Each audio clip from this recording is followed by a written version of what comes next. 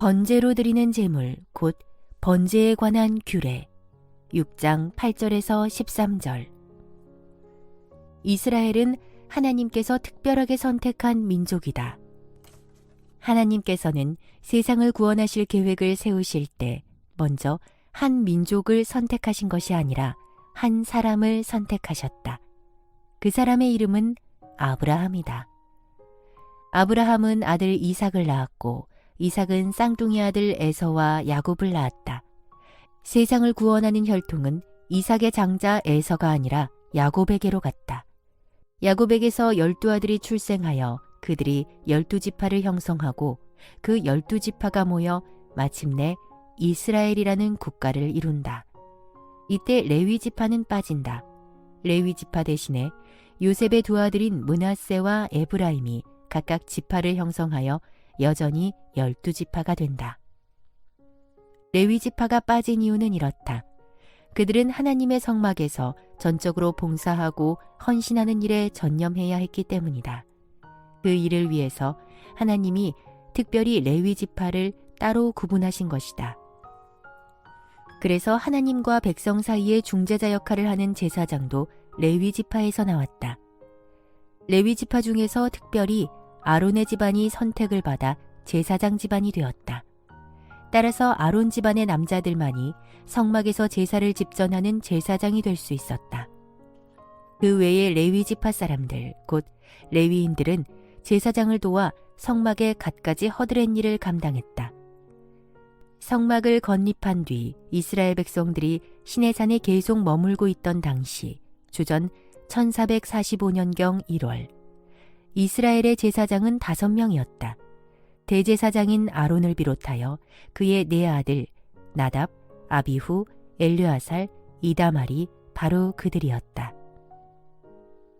모세야, 네 주님, 제가 여기에 있습니다. 이제부터 아론과 그의 아들들에게 번제로 드리는 제물에 대해서 알려줄 내용이 있다. 주님, 번제에 대해서는 이미 알려주시지 않았습니까? 지금까지 말한 것들은 백성들의 입장에서 드리는 번제다. 하지만 이제부터 내가 알려주고자 하는 것은 백성들의 입장이 아니라 제사장들의 역할을 말하는 것이니라. 오, 그렇군요. 말씀하소서. 그렇다. 하나님은 앞서 번제에 관한 규례를 알려주셨다. 그때는 번제를 드리는 사람, 곧 봉헌자의 입장에서 번제에 관한 일반적인 규례를 알려주신 것이다. 하지만 이제부터는 번제단 위에서 번제물을 하나님께 직접 드리는 제사장들의 입장에서 그 번제물을 어떻게 취급하고 또 번제단의 불은 어떻게 관리해야 하는지에 대해 보충적인 규례를 알려주시는 것이다. 모세야, 번제물에 대한 규례는 이러하다. 번제물은 번제단의 화덕 위에 밤새도록 놓아두어야 하고 번제단의 불도 아침이 될 때까지 꺼지지 않게 해야 하느니라. 하나님은 제사장들에게 매일 아침 저녁으로 번제단 위에다 번제물을 끊임없이 들여서 번제단의 불이 항상 꺼지지 않도록 잘 관리하라고 명하신다. 번제단의 불이 항상 꺼지지 않도록 관리하라고 명하신 이유는 이러하다. 번제단 위에서 항상 타오르는 불은 내 백성들이 나에게 바치는 끊임없는 헌신과 예배의 불빛이니라. 주님께 영광을 올려드립니다.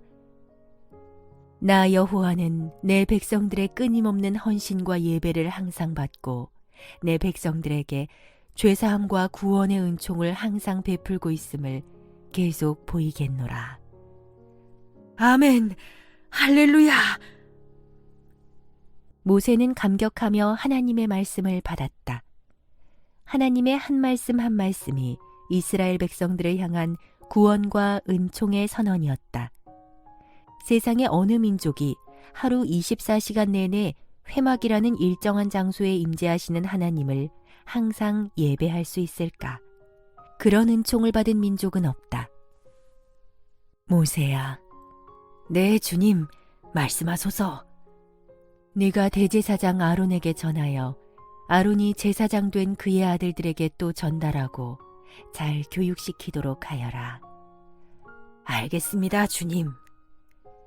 번제단 앞에 설 때마다 제사장은 모시로 짠 옷을 입고 속옷도 모시로 된 것을 입어야 한다. 하나님께서는 제사장들이 어떻게 번제단에서 속죄 사역을 감당할 것인가에 대해 세밀하게 그 요령을 알려주신다.